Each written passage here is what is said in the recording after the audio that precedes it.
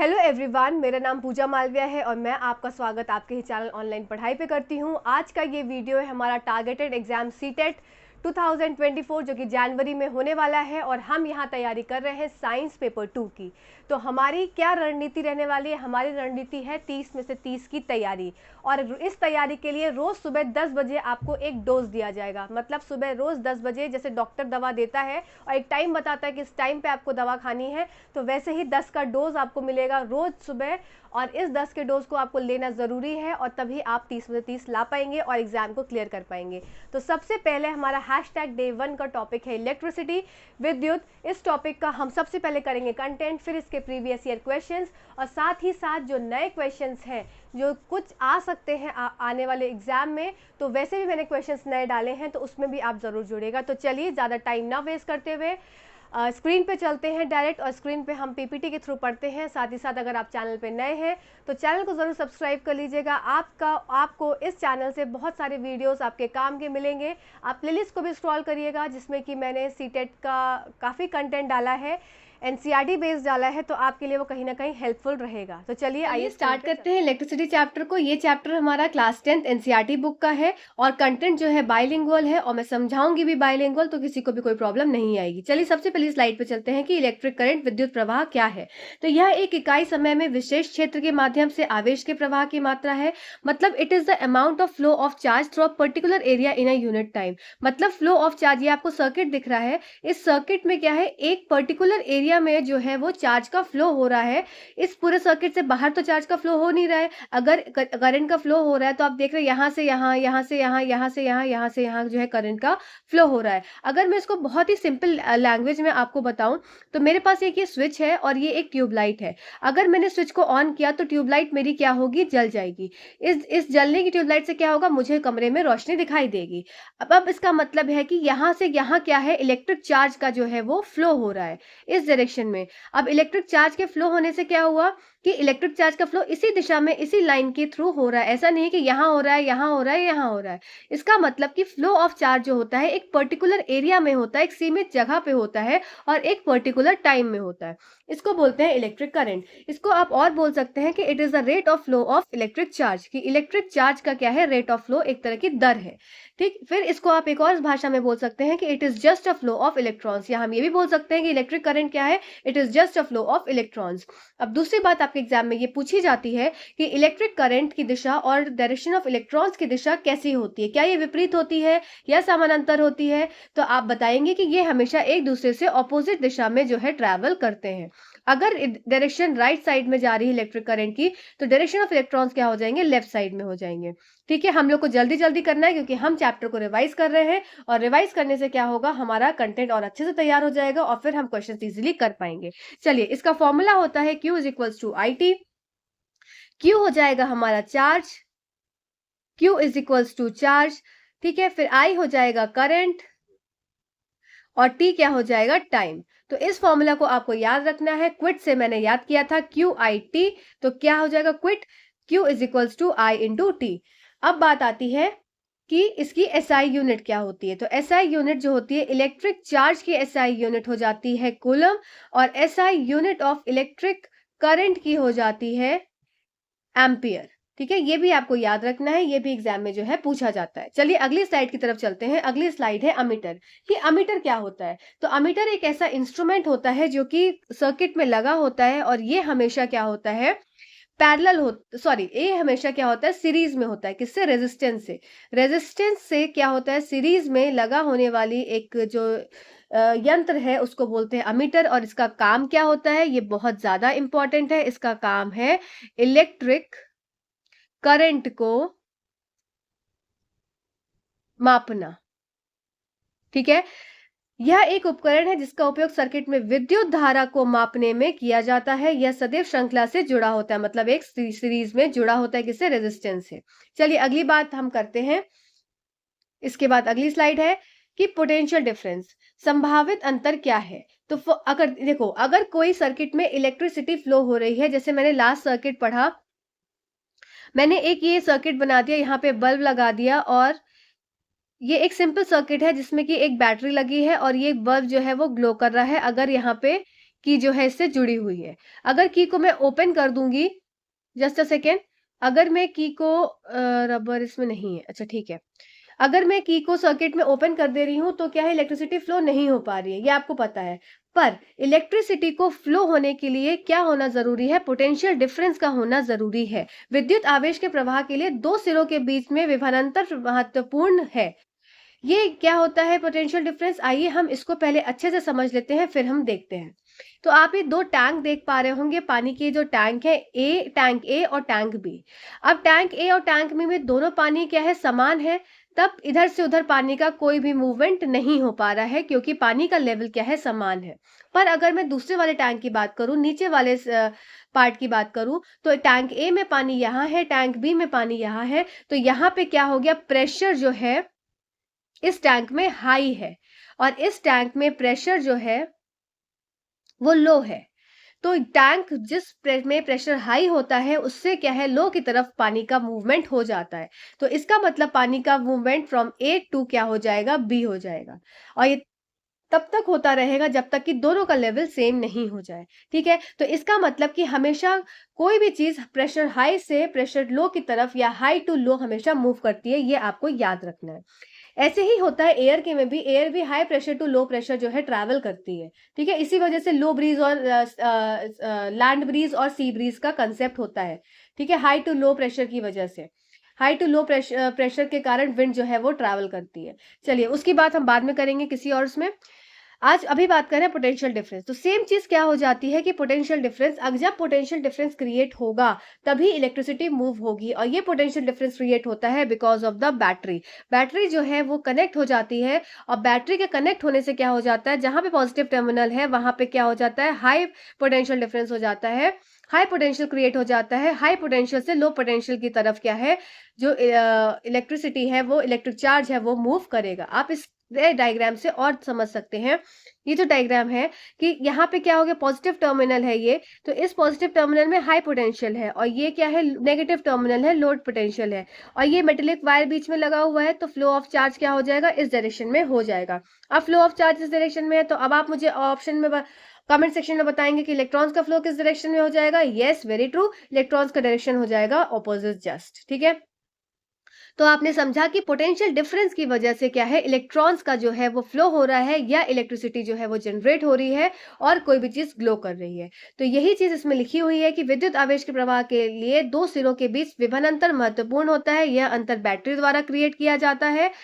जब सेल को किसी परिपथ में जोड़ा जाता है तो विभवांतर उत्पन्न होता है, जिसके कारण विद्युत आवेश गति में आता है और विद्युत धारा उत्पन्न होती है। तो पोटेंशियल डिफरेंस अगर नहीं है तो इलेक्ट्रिसिटी जो है जनरेट नहीं हो पाएगी। दूसरी चीज, आपको फॉर्मूला याद रखना है पोटेंशियल डिफरेंस का, V is equals to W upon Q. V क्या है, ये potential difference across two ends है। W क्या हो गया, W है हमारा वर्क डन, और Q क्या है, Q हमारा है चार्ज। ठीक है, अब इसके बाद आती है SI unit of potential difference, तो SI unit of potential difference हो जाती है वोल्ट।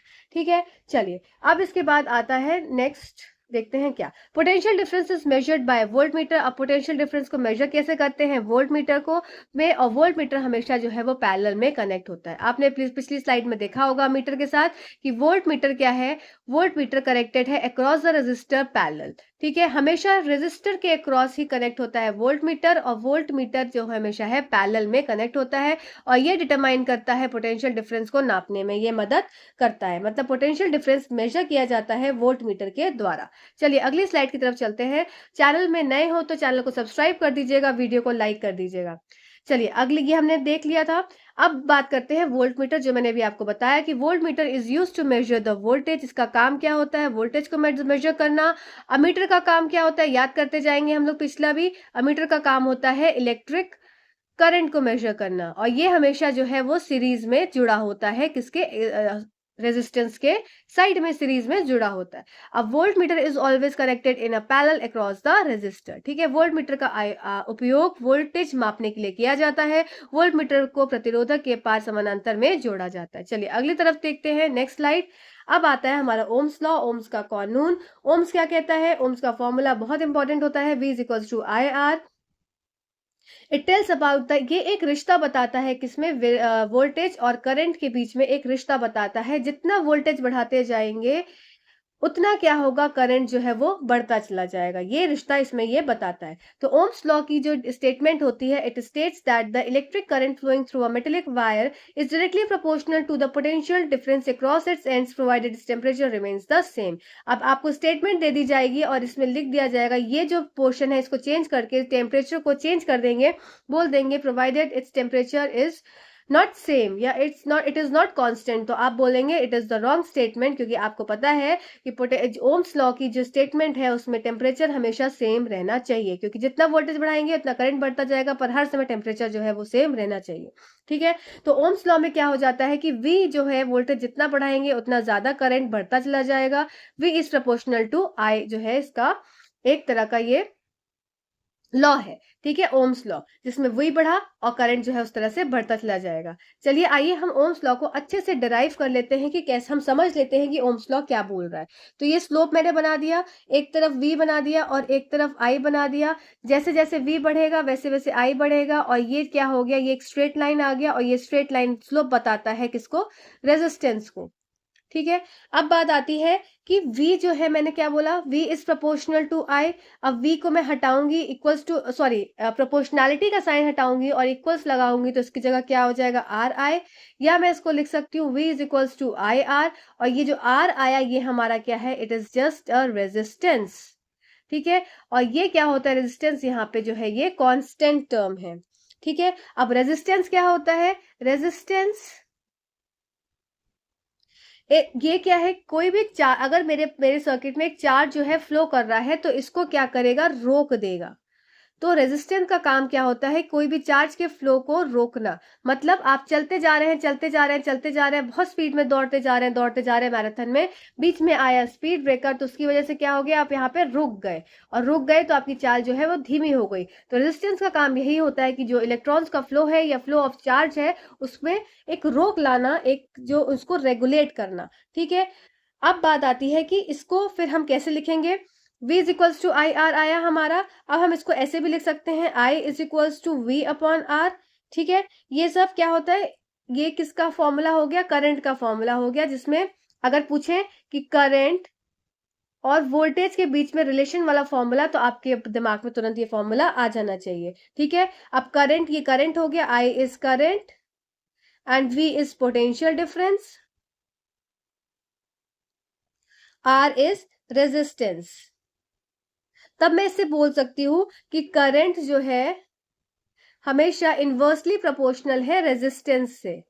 इसका मतलब अगर मैं रेजिस्टेंस को बढ़ाऊंगी तो करंट जो है वो कम होता जाएगा। जितना प्रतिरोध आ जाएगा उतना क्या है, फ्लो ऑफ इलेक्ट्रॉन्स या फ्लो ऑफ चार्ज जो है वो कम हो जाएंगे। ठीक है, इससे क्या होता है, इससे इस वाले जो टर्म से आपके एग्जाम में बार बार एक क्वेश्चन पूछते हैं, एक स्टेटमेंट दे दी जाएगी जिसमें ये बोल दिया जाएगा कि इफ रेजिस्टेंस इज डबल्ड, अगर रेजिस्टेंस को डबल कर दे रहे हैं तो करंट पे क्या फर्क पड़ेगा, करंट पे क्या फर्क पड़ेगा, तो करंट क्या हो जाएगा। तो आप ये खुद देखिए इधर, अगर रेजिस्टेंस को डबल कर दे रहे हैं, ठीक है, रेजिस्टेंस दुगना हो गया, तो करंट ऑटोमेटिकली क्या हो जाएगा, हाफ हो जाएगा। ठीक है, ये बढ़ा तो ये इसका उल्टा हो जाएगा। ठीक है, इस तरह के स्टेटमेंट के क्वेश्चंस आपसे एग्जाम में पूछे जाते हैं।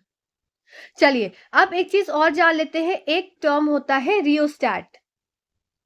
रियोस्टैट ये एक तरह की डिवाइस होती है, ये प्रीवियस ईयर क्वेश्चन में पूछा गया है कि व्हाट इज रियोस्टैट। तो आप बताएंगे कि एक सर्किट में, ये क्या है, एक सर्किट है, ठीक है, इस सर्किट में अगर रेजिस्टेंस को बदलना है, रेजिस्टेंस को बदलना है, एक सर्किट में रेजिस्टेंस को बदलना है तो हमें रियोस्टैट की जरूरत पड़ेगी। ठीक है, बिना वोल्टेज को चेंज करे,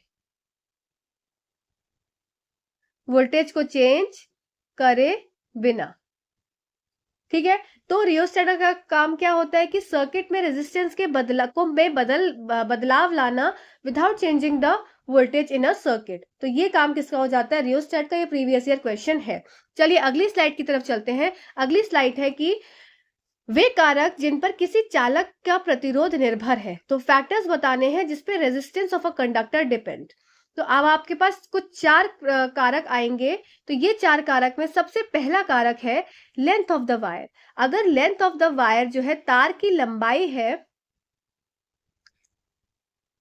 अगर तार की लंबाई है आपकी, ये पहले देख रहे हैं पहला तार छोटा है, फिर और बड़ा हो गया, फिर और बड़ा हो गया, फिर और बड़ा हो गया, फिर और बड़ा हो गया। तो जैसे जैसे तार की लंबाई बढ़ती चली जा रही है, रेजिस्टेंस उतना ज्यादा बढ़ता जा रहा है। इसका मतलब कि R is directly proportional to L।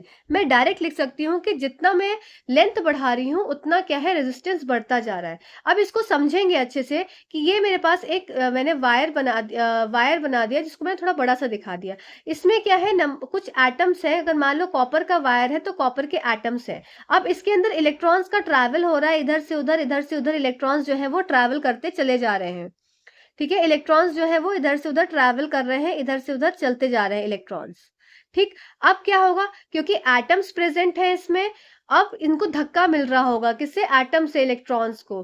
पर अगर मैं इसका इसका मैंने क्या किया, इसकी लेंथ और बढ़ा दी, तो इसका मतलब एटम्स अभी भी उसको इतने ही मिलते चले जा रहे हैं, तब अभी भी और धक्का लगेगा उसे। धक्के में तो कोई कमी नहीं आएगी, क्योंकि अभी भी इलेक्ट्रॉन्स एटम्स को पार करके ही जा रहे हैं। तो इसका मतलब है कि जितना ज्यादा लोग, भीड़ है, जैसे आप रोड पे जा रहे हैं, अगर बहुत भीड़ है, बहुत गर्दी है, तो उस रोड में, भीड़ में आपको धक्का लग रहा है। अब वो रोड लंबी होती जा रही है, भीड़ उतनी ही की उतनी है, तो आपको धक्का लगता रहेगा, लगता रहेगा, लगता रहेगा, और आपकी स्पीड में कमी हर समय आती रहेगी। यही चीज होती है लेंथ ऑफ द वायर में, कि जितना ज्यादा लेंथ बढ़ता चला जाएगा उतनी ज्यादा रेजिस्टेंस जो है वो बढ़ती चली जाएगी, क्योंकि लेंथ जो है डायरेक्टली प्रोपोर्शनल होती है रेजिस्टेंस के। ठीक है, चलिए अगली बात देखते हैं कि एरिया ऑफ क्रॉस सेक्शन, मतलब क्रॉस सेक्शन का क्षेत्रफल के ऊपर आपका क्या डिपेंड होता है। अब ये क्या है, ये आपको वायर दिख रहा होगा, ये वाला वायर पतला है और ये वाला वायर थोड़ा सा क्या है, मोटा है। क्रॉस सेक्शन एरिया का मतलब पाई आर स्क्वायर से हो गया। अब यहाँ पे क्या हो गया, इसका एरिया बढ़ा दिया, मतलब कि इसका जो है आपस में डिस्टेंस जो है ये बढ़ गया। अब यहाँ पे अगर एटम्स प्रेजेंट थे तो पास पास प्रेजेंट थे, यहाँ पे बढ़ गया, थोड़े दूर दूर हो जाएंगे। अब दूर दूर होने की वजह से क्या है कि इलेक्ट्रॉन्स का मूवमेंट जो है यहाँ पे आसानी से ये दूर दूर से निकल पाएंगे। मतलब यहाँ पे बहुत भीड़ थी, पास पास से निकल टकरा रहे थे, पर इसमें क्या होगा, दूर से निकल पाएंगे। तो इसका मतलब क्या हो गया कि एरिया ऑफ क्रॉस सेक्शन के से क्या हो गया, ये जो रेजिस्टेंस है हमारा, वो एरिया ऑफ क्रॉस सेक्शन से इनवर्सली प्रोपोर्शनल हो गया। हमने ऊपर क्या पढ़ा कि resistance is directly proportional to L, जैसा लेंथ बढ़ेगा वैसे रेजिस्टेंस बढ़ता जाएगा। और यहाँ पे हमने देखा कि R is inversely proportional to L। अब इन दोनों रिलेशन को यूज करके मैं एक कॉमन रिलेशन बता सकती हूँ कि R is directly proportional to L over A। मैंने एक कॉमन ऐसा रिलेशन निकाल दिया दोनों को यूज करके, बाय यूजिंग 1 and 2। अब प्रोपोर्शनलिटी का साइन हटाते हैं तो हमेशा एक कॉन्स्टेंट टर्म आता है, तो R is equal to proportionality हटाया तो रो L ओवर A। अब ये रो L ओवर क्या है, ये रो जो है यही हमारी है रेजिस्टिविटी। ठीक है, ये रो क्या है, ये हमारी रेजिस्टिविटी है। R हमारा हो गया रेजिस्टेंस, L हो गया लेंथ, A हो गया area of cross section area. तो R is equals to rho L over A। इस वो फॉर्मूले को आपको बहुत अच्छे से याद रखना है, क्योंकि ये एग्जाम में जो है बार बार पूछा जाता है। चलिए अगली स्लाइड की तरफ चलते हैं। अब बात आती है नेचर ऑफ द मटेरियल की, कि मटेरियल कैसा, किस तरीके से होना चाहिए। तो मटेरियल में कुछ कुछ मटेरियल्स आ जाएंगे, जैसे कि हो गया मटेरियल में मेटल्स हो गए, ठीक है, कुछ एलॉयज हो गए और कुछ इंसुलेटर्स हो गए। इंसुलेटर्स, सबसे पहले आप बात कर लीजिए मेटल्स की। तो मेटल्स क्या होते हैं, they are conductor of electricity.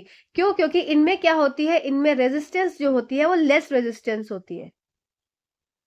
ठीक है, अब बात कर लेते हैं इंसुलेटर्स की। इंसुलेटर्स में क्या होता है, मोर रेजिस्टेंस होता है, मतलब ये क्या होते हैं, बहुत ज्यादा रोकते हैं किसको, करंट को फ्लो होने में।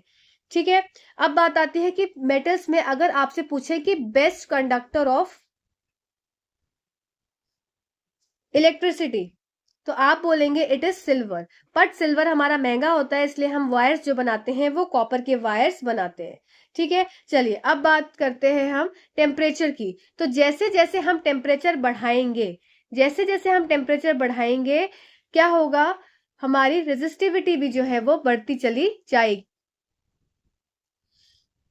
अब बात आती है हमारी, एक में हमारा मटेरियल रह गया जो कि है हमारा semi conductor.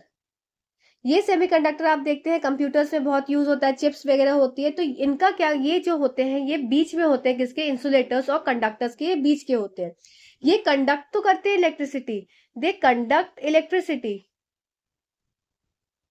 But in certain conditions, कुछ कंडीशंस में ही ये जो है कंडक्ट कर पाते हैं इलेक्ट्रिसिटी को। तो ना ही ये गुड कंडक्टर है, ना ही ये बैड कंडक्टर है, ना ही ये गुड इंसुलेटर है, ना ही ये गुड कंडक्टर है, ना ही बैड इंसुलेटर्स है। तो ये मतलब एक तरह से बीच के सिस्टम में ये आ जाते हैं। ठीक है, चलिए अगली स्लाइड की तरफ हम चलते हैं, जल्दी जल्दी करेंगे अब फास्ट में कि रेजिस्टिविटी क्या होती है। अभी हम इतनी देर से रेजिस्टिविटी प्रतिरोधकता की बात कर रहे हैं, तो रेजिस्टिविटी होती क्या है। तो अगर मैं सिंपल भाषा में बोलूं कि किसी चीज को रोक पाने की क्षमता, जिससे कि अब किसी चीज हम इलेक्ट्रिसिटी पढ़ रहे हैं तो इलेक्ट्रिसिटी को रोक पाने की क्षमता कि वो सर्किट पे ना फ्लो हो पाए, इसी को हम बोल देते हैं रेजिस्टिविटी। ठीक है, तो इट इज जस्ट क्या हो गया, एक तरह से रोक पाने की क्षमता। तो आप क्या बोले, आप डेफिनेशन देख लीजिए, it is the resistance of a conductor of unit length and cross section area. अब क्या है, एक रेजिस्टेंस है जो कि क्या है, कंडक्ट इलेक्ट्रॉन्स को या इलेक्ट्रिक चार्ज को या इलेक्ट्रिसिटी को फ्लो होने नहीं दे रहा है। इसकी एसआई यूनिट हो जाती है ohm metre. It depends upon the nature and temperature. यह इकाई लंबी और अनुप्रस्थ काट क्षेत्रफल वाले किसी चालक के प्रतिरोध है, यह प्रकृति और तापमान पर निर्भर करती है। चलिए अब आप बात करते हैं कि सब एक आपको एग्जाम्पल पूछा जाता है एग्जाम में कि सबसे हाईएस्ट रेजिस्टिविटी किसकी है, तो आप बोलेंगे नाइक्रोम की। नाइक्रोम हैज हाईएस्ट रेजिस्टिविटी, सबसे ज्यादा प्रतिरोधकता जो है नाइक्रोम की होती है, इसीलिए वो है बहुत ज्यादा जो है हीट जो है वो प्रोड्यूस करता है। ठीक है, नाइक्रोम के वायर्स हम लोग यूज करते हैं किसमें, इलेक्ट्रिकल अप्लायंसेस में। चलिए अब बात आती है हमारी रेजिस्टिविटी ऑफ डिफरेंट मटेरियल्स। अगर मैं रेजिस्टिविटी ऑफ डिफरेंट मटेरियल्स की बात करूं तो ये सबसे पहला क्या हो गया, कंडक्टर्स, दूसरा इंसुलेटर्स, फिर सेमीकंडक्टर्स। तो अभी हमने क्या पढ़ा कि रेजिस्टिविटी हम पिछले बार में पढ़ चुके हैं, जो हमने लास्ट टाइम में पढ़ा था कि कंडक्टर्स जो होते हैं दे हैव लो रेजिस्टेंस। एक बार हम रिपीट कर लेते हैं फटाफट से, और जिससे कि वो इलेक्ट्रॉन्स को फ्लो होने में जो है वो कोई प्रॉब्लम नहीं होती, वो इलेक्ट्रॉन्स जो है फ्लो हो जाते हैं, इलेक्ट्रिक करंट जो है वो फ्लो कर देता है। तो जिसमें कॉपर, सिल्वर, तो इनमें रेजिस्टेंस जो है बहुत कम होता है। इंसुलेटर्स में रेजिस्टेंस बहुत ज्यादा होता है और फ्लो नहीं करने देते, ग्लास, सिरेमिक, वुड, प्लास्टिक आपने देखा है। ठीक है, नेक्स्ट बात आती है सेमीकंडक्टर्स की। ये अलाउ भी करते हैं और सप्रेस भी करते हैं। तो मैंने क्या बताया था कि एक सर्टेन कंडीशन में इलेक्ट्रिसिटी को पास होने देते हैं, इसीलिए इन्हें सेमीकंडक्टर्स बोला जाता है, और ये इंसुलेटर और सेमीकंडक्टर के बीच की चीज हो जाती है। चलिए अगली बात करते हैं, alloys have high resistivity than their constituent। अब मैंने क्या बोला था, एक टर्म रह गया था alloys। alloys का क्या होता है, they have the higher resistivity than their constituent metals। मतलब आप ये देखिए, ये वाला है alloys, कॉन्स्टेंटन, ठीक है, फिर मैग्नेनिन, नाइक्रोम।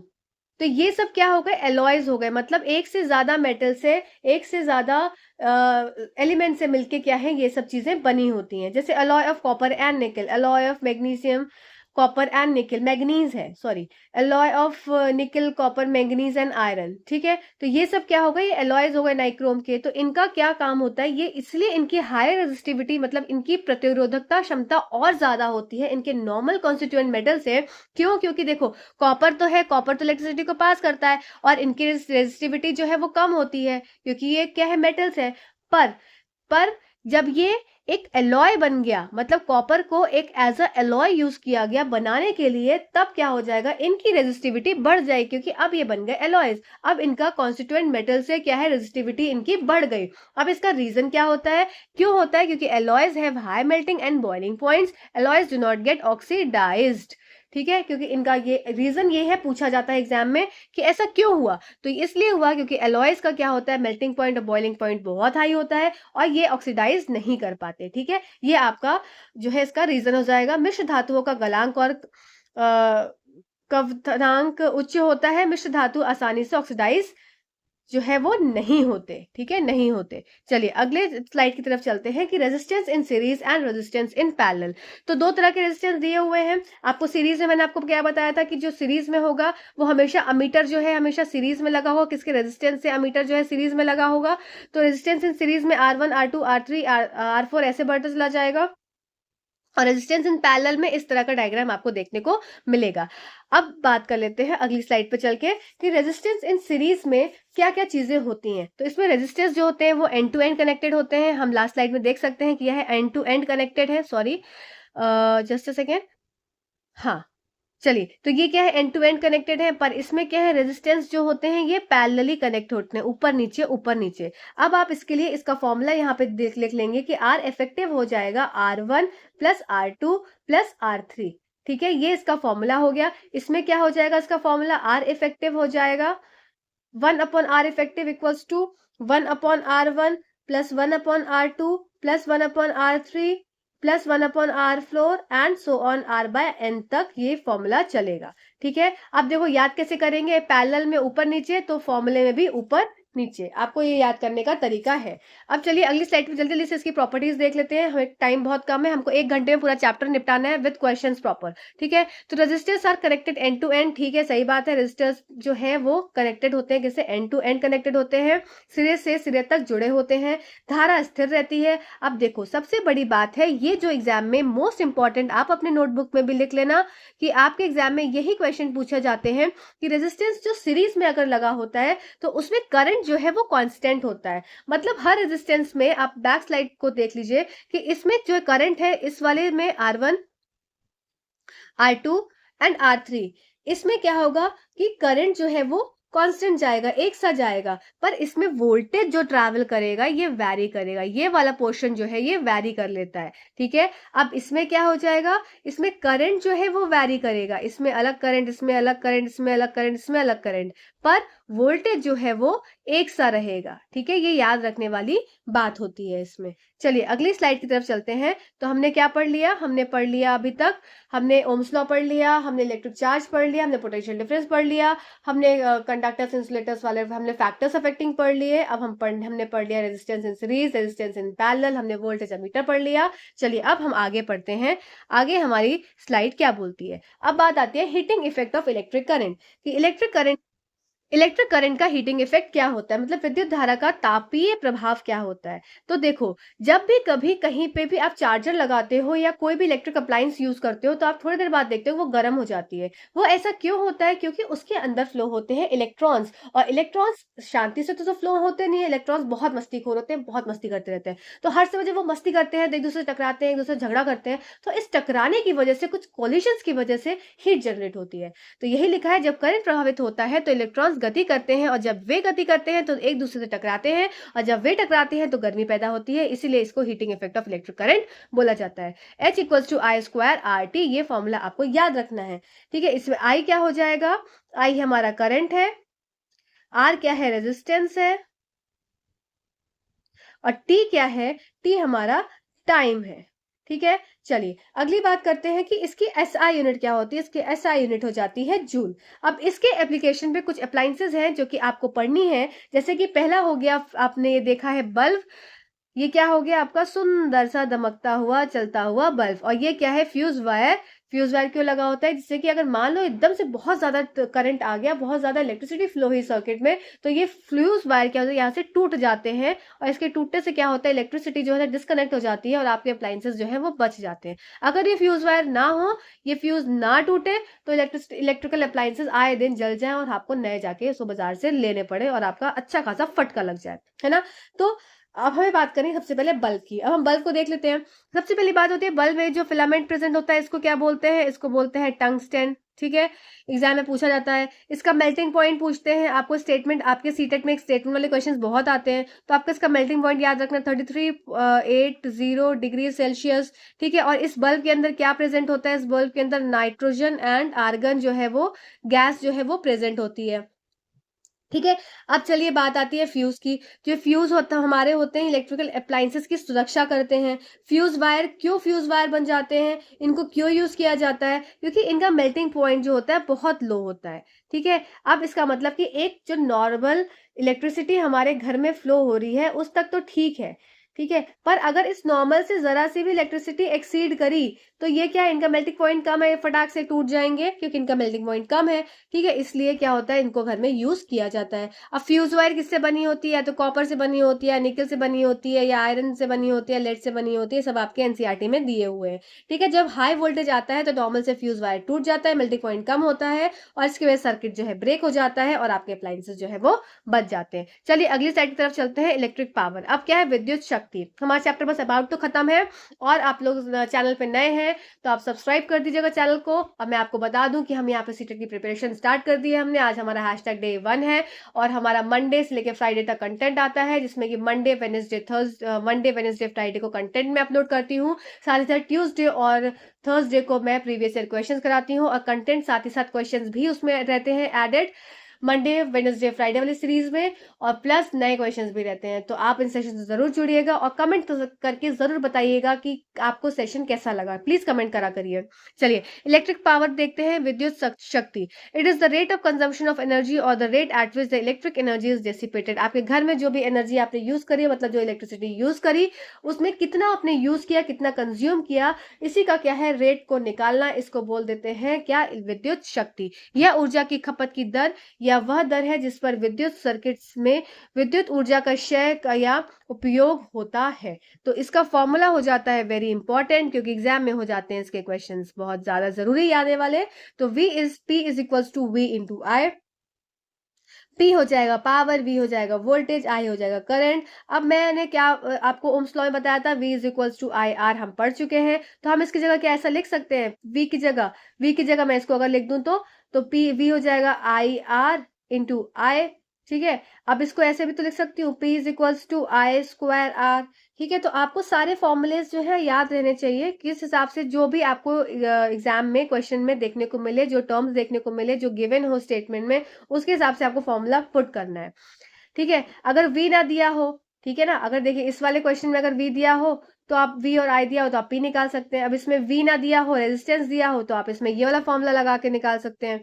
ठीक है, इसके बाद हम कैसे लिख सकते हैं इसको, P is equals to V square upon R भी लिख सकते हैं। ठीक है, तो इससे क्या हो जाएगा, आपके फॉर्मूले से आप क्वेश्चंस जो है आसानी से निकाल सकते हैं। अब इसके साथ साथ आपको एक दो चीज और जाननी जरूरी हो जाती है इसमें, जो कि बस हमारा खत्म हो गया है चैप्टर, कि 1 हॉर्स पावर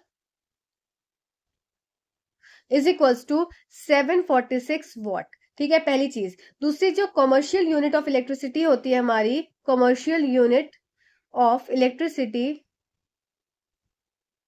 वो किस, commercial unit of electric energy, electricity की जगह इलेक्ट्रिक एनर्जी, ये हमारी हो जाती है किलोवाट आर में। ठीक है, फिर बात आती है कि 1 किलोवाट आर कितना होता है, ये आपको याद रखना है, 3.6 इंटू 10⁻⁶ जूल, ये आपको याद रखना है। ठीक है, आपके एग्जाम में जब क्वेश्चंस आते हैं तो आपको यूज में आता है। चलिए अब देखते हैं, अब हम क्या करने वाले हैं, अब हम करने वाले हैं एमसीक्यूज। तो आप सेशन से जुड़े रहिएगा और अब क्वेश्चंस हम करेंगे, तो अब आप मुझे बताएंगे कि आपके कितने क्वेश्चन सही हुए। तो चलिए सबसे पहले क्वेश्चन की तरफ चलते हैं, कि एक बच्चा है विक्टर, जिसने क्या किया, विक्टर ने एक बैटरी कनेक्ट की। ये प्रीवियस ईयर क्वेश्चन है सीटेट का। ठीक है, ये पीवाईक्यू है, अभी हम पीवाईक्यूज कर रहे हैं पहले, उसके बाद हम करेंगे नए क्वेश्चन जो कि और एग्जाम्स में आए हैं। तो प्लीज सेशन से लास्ट तक जुड़े रहिएगा, आपके लगभग 20 से 25 क्वेश्चन हम करेंगे और जल्दी स्पीड में करेंगे, क्योंकि हमको 1 घंटे के अंदर में सब कुछ खत्म करना है प्रॉपर कॉन्सेप्ट के साथ। तो चलिए, विक्टर एक बच्चा है जिसने कनेक्ट किया एक बैटरी को, विक्टर ने एक बैटरी कनेक्ट की और विद्युत परिपथ में प्रतिरोध को ठीक किया। अब वह वोल्टेज को बदले बिना करंट को नियंत्रित करना चाहता है। तो हमने क्या पढ़ा था, आप बताइए कि कौन सा ऐसी चीज होती है जो वोल्टेज को बिना बदले और रेजिस्टेंस को नियंत्रित कर सकती है। यस, आप बिल्कुल ठीक है, वो है क्या, वो हमारा हो जाता है bye connecting the rheostat, rheostat को जोड़कर। तो इसका ऑप्शन नंबर फर्स्ट जो है करेक्ट उत्तर हो जाएगा। मतलब Victor connected a battery and fix resistance in the electric circuit, now he wants to regulate the current. उसको करंट को रेगुलेट करना है विदाउट चेंजिंग द वोल्टेज। ठीक है, उसको करंट को रेगुलेट करना है विदाउट चेंजिंग द वोल्टेज। तो वो क्या करेगा, वो रियोस्टेट को जो है वो कनेक्ट कर देगा। चलिए अगले क्वेश्चन की तरफ चलते हैं। Which one of the following is not a conductor of electricity. अब आपको बताना है कि कौन सा इलेक्ट्रिसिटी कंडक्टर नहीं है। ये क्वेश्चन जो है इंपॉर्टेंट हो जाता है, वेरी इंपॉर्टेंट, क्योंकि ये क्वेश्चन हर बार इस टाइप का पूछते हैं। तो आपको कंडक्टर ऑफ इलेक्ट्रिसिटी और कौन से कंडक्टर ऑफ इलेक्ट्रिसिटी नहीं है उसको आपको जानना जरूरी है। तो देखो, डिस्टिल वाटर में क्या होता है, आयंस नहीं प्रेजेंट होते हैं। ठीक है, विनेगर में आयंस प्रेजेंट होते हैं।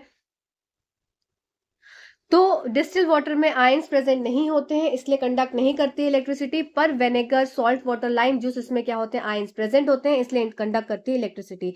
अब आप इसमें नोट करेंगे, एक नोट करने वाली चीज, कि जो ऑयल होते हैं, ये कोई भी तरह का ऑयल जो होता है, ये भी कंडक्ट करता नहीं है इलेक्ट्रिसिटी। ठीक है, ऑयल हो गया, एल्कोहल हो गया, ये they do not conduct electricity. ये भी इलेक्ट्रिसिटी कंडक्ट नहीं करता है। ठीक है, क्यों? क्योंकि इसके अंदर आयंस जो है वो प्रेजेंट नहीं है। ठीक है, अब चलिए अगले क्वेश्चन की तरफ चलते हैं।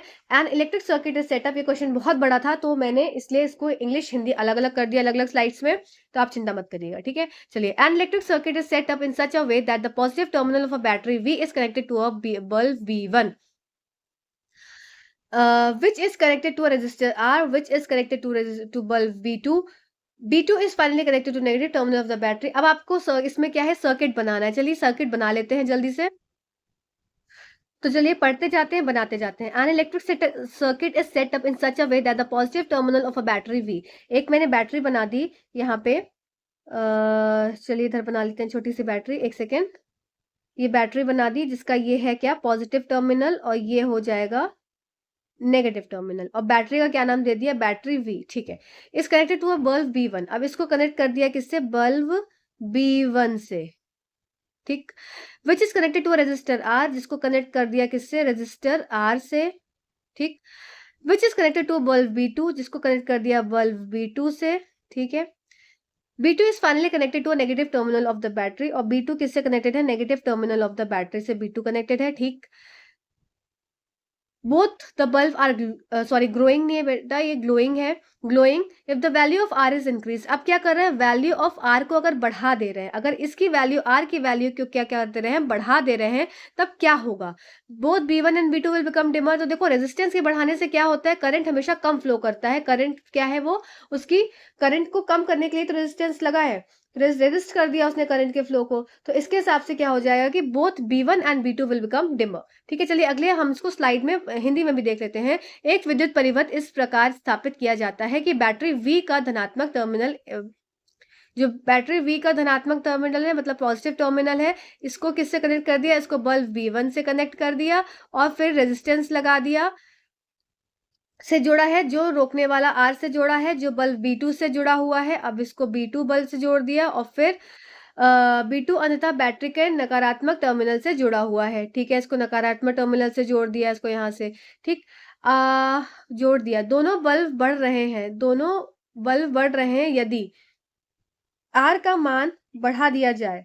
अब दोनों बल्ब तो जो दोनों बल्ब ये बढ़ नहीं रहे हैं, ये जल रहे हैं, सॉरी टाइपिंग मिस्टेक है। तो यदि R का मान बढ़ा दिया जाए तो क्या हो जाएगा, B1 एंड B2 दोनों धुंधले हो जाएंगे। चलिए अगले स्लाइड की तरफ चलते हैं। Sarika took distilled water in a bottle. अब सारिका एक लड़की है, उसने क्या किया, उसने डिस्टिल वाटर को एक बॉटल में रख दिया। डिस्टिल वाटर, ठीक है, डिस्टिल वाटर क्या था, जिसमें कि आयंस नहीं प्रेजेंट थे, और उसमें क्या हो गया, उसमें इलेक्ट्रिसिटी कंडक्ट नहीं हो पाएगी, ये आपको मैं पहले ही बता दूं। ठीक है, सारिका ने एक बोतल में आसुत जल लिया और यह पता लगाने की कोशिश की कि यह बिजली का संचालन करता है या नहीं। उसने क्या मिलाने की संभावना की होगी, तो देखो ये तो था, चालक नहीं था, बिजली का चालक नहीं था, तो उसने क्या मिलाने की संभावना, उसने what is she is likely to find, वो क्या वो पाना चाहती है, क्या पाना चाहती है। It is a good conductor of electricity, तो बिल्कुल बात नहीं है। इट इज एन इंसुलेटर, ये भी बात ठीक नहीं बोलेंगे। It is a poor conductor of electricity, तो ये इंसुलेटर और कंडक्टर से तो कुछ फर्क नहीं पड़ेगा, तो ये वो समझ पाएगी कि it is a poor conductor of electricity, कि वो क्या है, एक तरह से पुअर कंडक्टर है किसका, इलेक्ट्रिसिटी का। चलिए अगले क्वेश्चन की तरफ चलते हैं। Which of the following statement is not correct. अब कौन सा स्टेटमेंट इसमें से करेक्ट नहीं है। Fuses are inserted in an electric circuit for all buildings, ठीक है, देखते हैं, आपको इनकरेक्ट देखना है। There is maximum limit on the current which can safely flow through the electric circuit, ठीक है। There is minimum limit on the current which can safely flow in the electric circuit if proper. देखिए क्या होता है, fuses तो हमेशा insert करते हैं इलेक्ट्रिक सर्किट में, जिस बिल्डिंग्स में, ये बात तो बिल्कुल ठीक हो जाती है। फिर देयर इज मैक्सिमम लिमिट, ये बात भी बिल्कुल ठीक है कि फ्यूज में हमेशा एक मैक्सिमम लिमिट जो है वो सेट कर दी जाती है, जिससे ज्यादा अगर होगा तो फ्यूज जो है वो टूट जाएगा वायर, और इलेक्ट्रिसिटी डिस्कनेक्ट हो जाएगी। अब मिनिमम लिमिट जो है वो कोई ऐसी चीज नहीं होती है, तो इसका उत्तर जो आपका सही उत्तर हो जाएगा वो ये हो जाएगा, कि आपको नॉट वाला ऑप्शन देखना था। चलिए हम इसको हिंदी में भी देख लेते हैं कि निम्नलिखित में से कौन सा कथन सही है। सभी भवनों में विद्युत परिपथ में फ्यूज डालने से क्या होता है, तो विद्युत परिपथ में सुरक्षित रूप से प्रभावित होने वाली धारा में एक अधिकतम सीमा होती है, सही बात है। विद्युत परिपथ में सुरक्षित रूप से प्रभावित होने वाली धारा में न्यूनतम सीमा होती है, तो ये आपका ऑप्शन गलत हो जाएगा, तो यही आपका उत्तर हो जाएगा। चलिए अगले क्वेश्चन की तरफ चलते हैं। Amrita is trying to set up an electric circuit. Amrita एक लड़की है जो इलेक्ट्रिक सर्किट जो है वो बनाना चाह रही है। She does short of connecting wires, which of the following materials can she use to complete the circuit. अच्छा, अब वो सर्किट बना रही है और उसको वायर की जरूरत है, तो वो कौन सा ऐसा वायर है जिसको वो यूज कर सकती है? तो स्थापन तार, ग्लास की छड़ी, रबड़ का पाइप या मोटा धागा। तो ये तो सब क्या हो गए, ये सब क्या है, कंडक्ट नहीं कर पाएंगे इलेक्ट्रिसिटी। स्टील का वायर जो है वो करेक्ट ऑप्शन हो जाएगा, जो कि इलेक्ट्रिसिटी कंडक्ट कर देगा। तो कुछ क्वेश्चंस आपके ऐसे होते हैं जो लॉजिकल होते हैं, आप डायरेक्टली आंसर पे आ सकते हैं। ठीक है, तो ज्यादा टेंशन मत लीजिए, सिर्फ सीरीज से जुड़े रहिए और पढ़ते रहिए एनसीईआरटीज भी, तो आपका सारा कुछ कंटेंट तैयार हो जाएगा। और वीडियो में नए हो तो सब्सक्राइब कर दीजिएगा चैनल, प्लेलिस्ट को भी स्क्रॉल करिएगा। मैंने बहुत सारा कंटेंट डाला हुआ है एनसीईआरटी से रिलेटेड ही साइंस का, तो आपको कहीं ना कहीं मदद देगा वो सब। और मैंने साइंस की पेडागोजी भी अपलोड करी है 1 घंटे की, तो आप उसको भी देखना ना भूलें। चलिए, read the statement given below and choose the correct option. अब आपका एसर्शन रीजनिंग का भी क्वेश्चन एक बहुत फेवरेट क्वेश्चन में आता है कि a switch is a source of electric current in a circuit. Switch एक सोर्स है electric current in a circuit. When switch is of, air gap between the terminals prevent the flow of current. देखो, switch तो क्या होता है, switch help करता है किसको, इलेक्ट्रिसिटी को पास होने में, इलेक्ट्रिसिटी को पास होने में। ठीक है, स्विच हेल्प करता है। अगर स्विच जो है ये ऐसे क्लोज को, स्विच को ऐसे दिखाते हैं, अगर स्विच ओपन है तो उसको ये क्या हो जाएगा, क्लोज्ड स्विच हो जाएगा, और ये क्या हो जाएगा, ओपन स्विच हो जाएगा। तो अगर ये ओपन स्विच है तो इलेक्ट्रिक करंट तो फ्लो हो ही नहीं पाएगा सर्किट में, तो इसके लिए स्विच का क्लोज होना जरूरी है। तो ये एक तरह से हेल्प करता है, पर ये सोर्स नहीं है। सोर्स कौन हो जाएगा, सोर्स जो हमेशा हो जाएगा वो बैटरी हो जाएगी, सेल हो जाएगा। ठीक है, तो ये असर्शन तो गलत हो गया। अब बोल रहे हैं when the switch is of, the air gap between the terminal prevents the flow of electric current. तो ये बात बिल्कुल ठीक है, रीजन ठीक है। तो इसके हिसाब से हमको ऐसा ऑप्शन देखना है जिसमें कि ए गलत है और आर सही है। A and both are right, तो ये तो गलत हो जाएगा। A and both are right, ये भी गलत हो जाएगा। A is wrong and B is right, option number 3 correct उत्तर हो जाएगा। हिंदी में देख लेते हैं, नीचे दिए कथनों को पढ़िए। एक स्विच, एक सर्किट का विद्युत प्रवाह एक ही स्रोत है तो स्विच नहीं होता है। इसका उत्तर क्या हो जाएगा आपका, इसका उत्तर हो जाएगा आपका बैटरी। ये हो जाएगी बैटरी, तो इसके हिसाब से ये गलत हो गया, ये सही हो जाएगा। जब स्विच बंद होता है तो टर्मिनल के बीच में हवा का अंतर करंट को, प्रवाह को रोकता है। ये बात बिल्कुल ठीक है। फिर इसके हिसाब से ए गलत है और आर सही है। चलिए अगले क्वेश्चन की तरफ चलते हैं। Wires connected to two ends of an electric cells are immersed in a following liquid, one after the other, in which of the following cases will the compass little kept here by show deflection. तो देखो क्या होता है, electricity में जब electricity pass करते हैं तो क्या होता है, अगर मैग्नेट पास लेके जाओ या ये निडल पास कंपास लेके जाओ, तो वो क्या होती है, वो डिफ्लेक्ट करने लगती है, मतलब वो हिलने लगती है, क्योंकि जो सर्किट है वो उसके वो क्या एक तरह से मैग्नेट की तरह काम करने लगता है। वो सर्किट जो है जिसमें इलेक्ट्रिसिटी फ्लो कर रही है वो एक्ट करेगा एज अ मैग्नेट, तो उसकी वजह से कंपास निडल जो है वो डिफ्लेक्ट करने लगती है, मतलब हिलने लगती है। तो यही यहाँ पे पूछा गया है कि अगर मैंने एक वायर को उसके दोनों एंड्स को इलेक्ट्रिक सेल से कनेक्ट कर दिया and are immersed in a following liquid, one after the other, in which of the following cases will the compass little kept there by the show deflection. मतलब आपको ये बता रहा है कि कौन सा ऐसा सॉल्यूशन होगा जिसमें कि इलेक्ट्रिसिटी कंडक्ट होगी। आप देखिए कि मैग्नेटिक इफेक्ट वाला जो चैप्टर है और इलेक्ट्रिसिटी को कैसे कंबाइन करके इन्होंने एक क्वेश्चन बना दिया। ठीक है, तो आपको ये पता है कि मैग्नेटिक इफेक्ट कैसे आ रहा है, क्योंकि इलेक्ट्रिसिटी जनरेट हो रही है तो मैग्नेटिक फील्ड जनरेट हो जाएगी वहां पे। तो क्या होगा कि कंपास डिफ्लेक्शन शो करेगा। तो अब कंपास कैसे डिफ्लेक्शन शो कर सकता है, या इलेक्ट्रिक सिंपल अगर मैं खोजूं तो इलेक्ट्रिसिटी कैसे कंडक्ट हो सकती है। तो केरोसिन ऑयल में क्या इलेक्ट्रिसिटी कंडक्ट हो सकती है, तो इसका उत्तर हो जाएगा नहीं, क्योंकि मैंने आपको बताया था कि ऑयल्स कंडक्ट नहीं करते इलेक्ट्रिसिटी। डिस्टिल वाटर में नहीं, सॉल्ट सोल्यूशन में हाँ, सुपर सोल्यूशन में नहीं। तो इसका ऑप्शन हो जाएगा ऑप्शन नंबर सी। मतलब ऑप्शन नंबर सी किस में है, मतलब ऑप्शन नंबर 2 में है, तो सी ओनली इसका उत्तर हो जाएगा। ठीक है, चलिए अगले क्वेश्चन की तरफ चलते हैं हम। Read the following statement and choose the correct option. अब 2 स्टेटमेंट दी हुई है, फिर से स्टेटमेंट असर्शन का क्वेश्चन है जो कि बहुत इंपॉर्टेंट है, आप एग्जाम में आता है सीटेट में, और सीटेट का ही फॉलो करता है केवीएस भी रूल, तो केवीएस में भी असर्शन रीजनिंग के बहुत क्वेश्चन आते हैं। तो चलिए, when an electric current pass through a wire it behaves like a magnet. ये बात बिल्कुल ठीक है कि जब इलेक्ट्रिक करंट पास होता है एक वायर में, it behaves like a magnet, बिल्कुल करेक्ट बात है। Wire are usually made up of magnetic materials, तो ये बात नहीं ये बात गलत हो जाएगी कि इसका मतलब असर्शन इसका ठीक है एंड रीजन इसका गलत है। तो हम ऐसा ऑप्शन देख लेते हैं, बोथ आर करेक्ट नहीं, बोथ आर करेक्ट नहीं, A is correct and R is wrong. ठीक है, तो ये ऐसा नहीं है कि उसके वायर्स ऐसे बने होते हैं, वो ऐसा क्यों होता है? क्योंकि इलेक्ट्रिसिटी जब कंडक्ट होती है एक सर्किट के अंदर तो वो एज अ मैग्नेटिक फील्ड जो है जनरेट हो जाती है, तो वो एज अ मैग्नेट जो है वो बिहेव करने लगता है। ठीक है, वो एक प्रॉपर्टी होती है। चलिए अगली स्लाइड की तरफ चलते हैं, जो कि हमारी हिंदी में लिखी हुई है कि जब विद्युत धारा किसी तार में से होकर गुजरती है तो यह चुंबक की तरह व्यवहार करता है। ये बात बिल्कुल ठीक है। फिर इसका कारण क्या है? तार आमतौर पर चुंबकीय सामग्री से बना होता है। ये बात बिल्कुल गलत है। तो आपके हिसाब से उत्तर हो जाएगा ए सही है, पर आर जो है वो गलत है। चलिए अगले क्वेश्चन की तरफ चलते हैं। When electric current is pass through a metallic conductor, amount of heat produced in the conductor depends upon. अब बात आ रही है कि अब आपका फैक्टर्स अफेक्टिंग वाला जो हमने पढ़ा था टॉपिक, उससे क्वेश्चन बन गया है फैक्टर्स अफेक्टिंग वाले से। ठीक है ना? तो जब किसी धाविक चालक से विद्युत धारा प्रवाहित की जाती है तो चालक में उत्पन्न ऊष्मा की मात्रा इस पर निर्भर करती है। किस पर निर्भर करती है? क्या मटेरियल एंड लेंथ सिर्फ इस पे, या मटेरियल और थिकनेस सिर्फ इस पे, या लेंथ एंड थिकनेस? तो ये किस पे निर्भर करती है? हमने क्या पढ़ा था? हमने पढ़ा था लेंथ पे भी निर्भर करती है।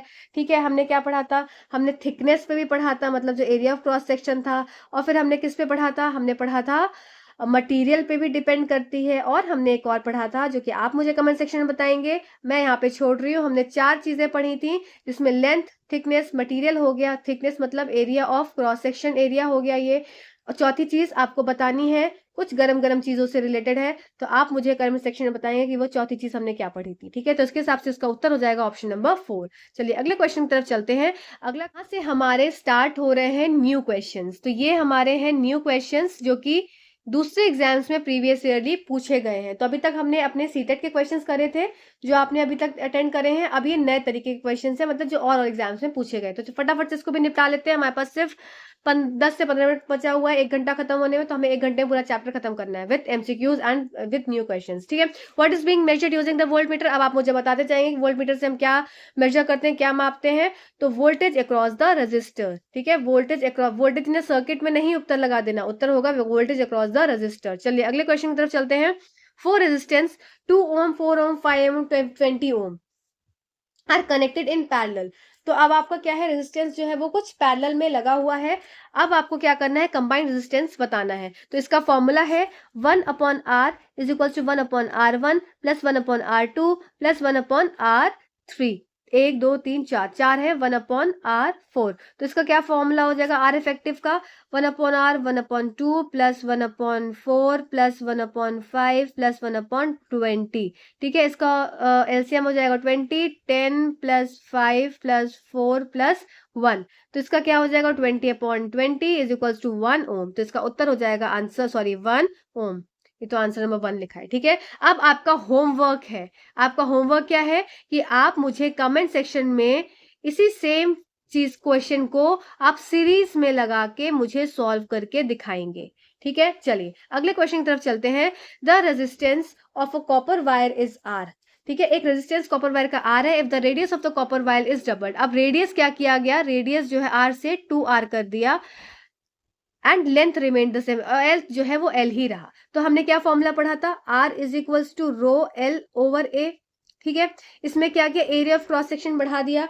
तो अब ये क्या हो जाएगा, ये हो जाएगा rho L over pi R square होता है एरिया ऑफ क्रॉस सेक्शन।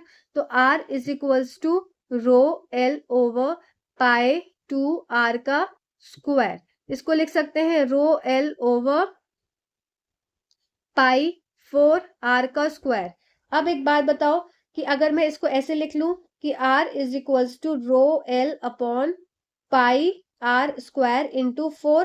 ठीक है, अब इसको क्या मैं rho L pi r square को सिंपल में r लिख सकती हूँ, ये r न्यू है। ठीक है, तो r न्यू हो जाएगा r ओल्ड वाला इंटू 1/4, इसका मतलब r/4। तो r न्यू क्या हो गया हमारा नया रेजिस्टेंस, r/4, r/4 आ गया। तो इसके हिसाब से ऑप्शन नंबर 2 इसका करेक्ट उत्तर हो जाएगा। चलिए अगले क्वेश्चन की तरफ चलते हैं। नए क्वेश्चन से हमारे और एग्जाम्स में पूछे गए हैं। How will be the resistance of a metallic body be effective when its temperature increase. जब टेम्परेचर बढ़ जाता है तो मेटेलिक बॉडी का जो रेजिस्टेंस है वो भी बढ़ जाता है। ठीक है, किसी धाविक वस्तु का तापमान बढ़ाने पर उसका प्रतिरोध किस प्रकार प्रभावित होता है, तो वो भी बढ़ जाता है। ठीक है, चलिए अगले क्वेश्चन की तरफ चलते हैं। What is the SI unit of resistivity, तो हमने क्या पढ़ा था, ओम मीटर। चलिए हम जल्दी जल्दी करेंगे कि हम पढ़ चुके हैं सब चीज। A current of 0.5 ampere is drawn in a filament of an electric bulb for 10 minutes. अब ये क्या हो गया, ये पावर वाले क्वेश्चन है जो कि एग्जाम में पूछे जाते हैं, तो आपको इनको भी देखना है। तो ये एनसीईआरटी का क्वेश्चन है और एग्जाम में पूछा हुआ क्वेश्चन है। Find the amount of electric charge that flows through a circuit. एक विद्युत बल्ब में फिलामेंट द्वारा 10 मिनट के लिए 0.5 एम्पियर की धारा खींची जाती है। तो अब आप फटाफट से लिखते जाइए क्या क्या चीजें दी हैं। तो इसमें आई कितना दिया है, आई दिया है 0.5 एम्पियर, फिर टाइम कितना दिया है 10 मिनट्स। ठीक है, अब 10 मिनट्स को सेकेंड में हम कन्वर्ट करेंगे तो हम क्या करेंगे, 1 minute is equals to 60 second होता है। ठीक है, तो 10 मिनट क्या हो जाएगा, बराबर 60 इंटू 10 इक्वल्स टू 600 सेकेंड के बराबर हो जाएगा। ठीक है, तो अब इसमें सीधा फॉर्मूला क्या लगेगा, Q is equals to I T. मैंने बोला था ये वाला फॉर्मूला याद करने को, तो अब आपको याद रखना है। ठीक है, याद कर लीजिएगा, 0.5 एम्पियर इंटू 600 सेकेंड रख देंगे टाइम। ठीक है, तो इसका क्या ऑप्शन हो जाएगा, सॉरी आंसर आ जाएगा 300 कूलम। ठीक, चलिए अगले क्वेश्चन की तरफ चलते हैं। How much work is done in moving a charge of 2 coulomb across 2 points having a potential difference of 12 volt. आपको सिर्फ फॉर्मूले याद रखने और चीजें देखनी है कि हमको क्या क्या दिया गया है। तो हमसे पूछा गया है कि how much work is done, इसका मतलब कुछ ऐसा फॉर्मूला देखना है जिसमें वर्क, हमें वर्क से रिलेशन हो। तो देखते हैं, फिर क्या दिया हुआ है, क्यू हमारा चार्ज दिया है 2 कूलम। ठीक है, वोल्ट दिया है कितना, 12 वोल्ट, और W जो है वो पूछ रहा है। तो फॉर्मूला क्या था, V is equals to W upon Q। Potential difference का V क्या है, पोटेंशियल डिफरेंस, W क्या है, वर्क डन, Q क्या है, चार्ज है। ठीक है, तो इसके हिसाब से क्या हो जाएगा, 12 volt is equals to W हमें निकालना है और 2 कूलम।